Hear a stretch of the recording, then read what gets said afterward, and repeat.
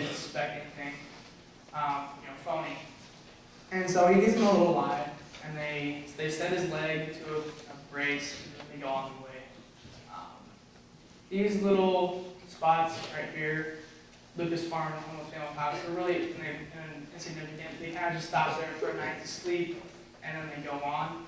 But this woods park, it's there for 5 days, and what happens is that they are riding on their horses and they stop by a riverbank, right here, and they realize that there are some people on their tail.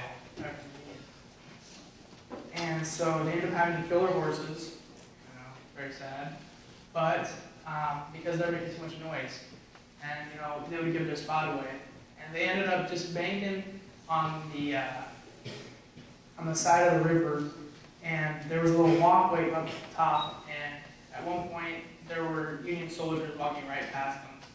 They didn't even see them, and it was pretty cold. They didn't have much protection. They didn't have much food, so they ended up having to eat the horses. But so it's pretty, Booth really got lucky a couple times that he didn't get caught. And so he ends up escaping down here to Garrett's farm, which would be where he would die. This is a picture taken, I think, in the late 1880s or 70s. This is Garrett's farm. Booth would end up dying on the porch on the left side after a while. And the significant thing about it is when he died, many of the people, the Union soldiers, didn't want to give him a proper burial. As we did with Osama bin Laden, we threw him off the side of the ship and he sunk to the bottom. They tried doing the same thing to him. They tried burying him in the Zedekiah Swamp, which is up here. And typically, if you guys have ever been in a pool, you know that bodies float. So he floated, and they couldn't figure out what to do, so they ended up taking him back to D.C. anyways, and getting him checked out to make sure this is who it was. But I'm sure, many people thought that you could sink to the bottom and nowhere to find him. And why they didn't, because there were some new facts I'll tell you guys about later. But anyways, so the Union soldiers arrived on April 26th, and Booth and Harold are staying in this guy's swamp. His name is Mr. Garrett. The story goes, as Booth and Harold walk up to Garrett's door and say, we need a place to crash for tonight. And he's kind of moderate. He kind of believes in Union and Confederate ideals, and he's kind of like, sure, whatever. You guys can come in, stay the night or whatever. And so the next morning, Garrett gets up, and what's Booth doing? He's playing with his kids, with Garrett's kids. And he doesn't even know what's going on, really. He doesn't know what Booth had done. And so, as the Garretts do every morning, he pulls up the paper and starts reading to the family. And he says, I can't believe who would kill Abraham Lincoln. And, surprisingly, the guy who did is sitting right next to him, and they have no idea. And Booth is just sitting there like, oh my gosh, if only they knew what I did. And so the Garretts never find out until the end that it was actually them that had killed Lincoln. And so the next night, Booth and Harold sleep in the barn because Garrett's getting a little bit antsy, and they don't really, he's kind of saying, I don't really trust these guys much. So he sends them to the barn, and in the middle of the night, Union soldiers creep up to the barn, and Garrett says, oh yeah, those are the guys you're talking about? Oh, they're in the barn. So they go to the barn, and Booth and Harold just urged awake by all the people, and they set the barn on fire. And they say, you have two choices. You can come out, or we can burn you alive. So Booth, as his strong Confederate self, stays in there, and Harold becomes a little wimp and runs out, and he's taken prisoner. So Booth is waiting for his last stand, and Boston Corbett, actually one of his relatives, lives in Omaha, surprisingly. But he shoots in the aims down through the crack in one of the barn doors and shoots Booth right in the back. Booth is not killed right away. He dies about 6 to 8 hours later. But a little bit about this guy. This guy was pretty crazy.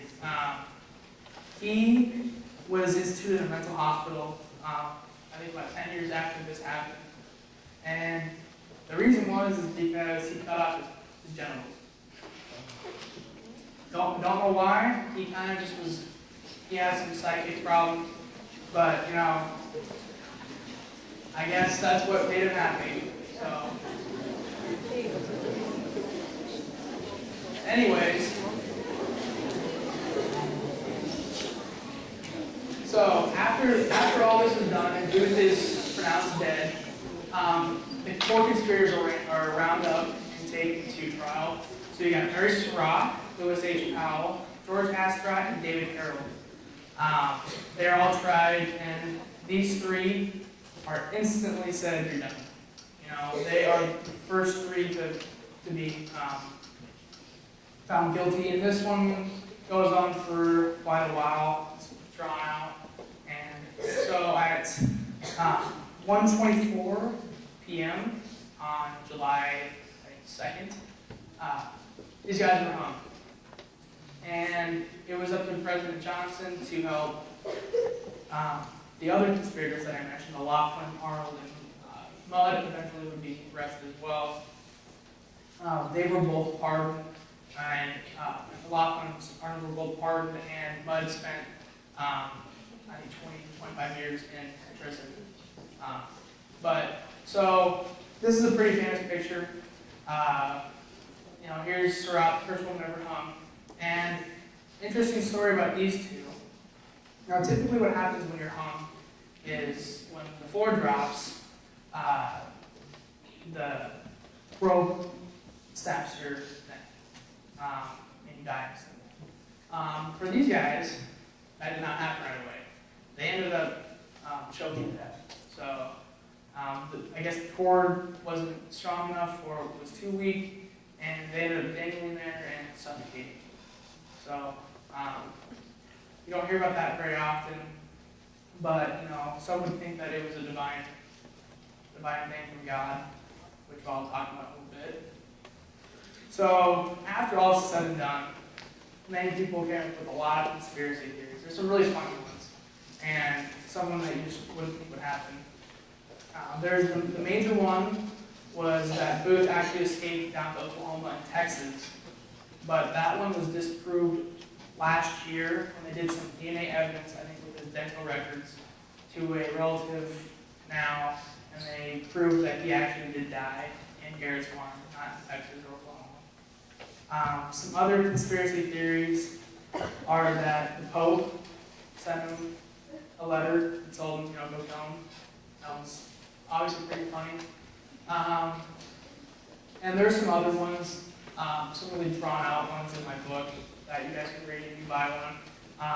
But the conspiracies also include Edwin Stanton, who is the Secretary of War, that he actually planned to do it.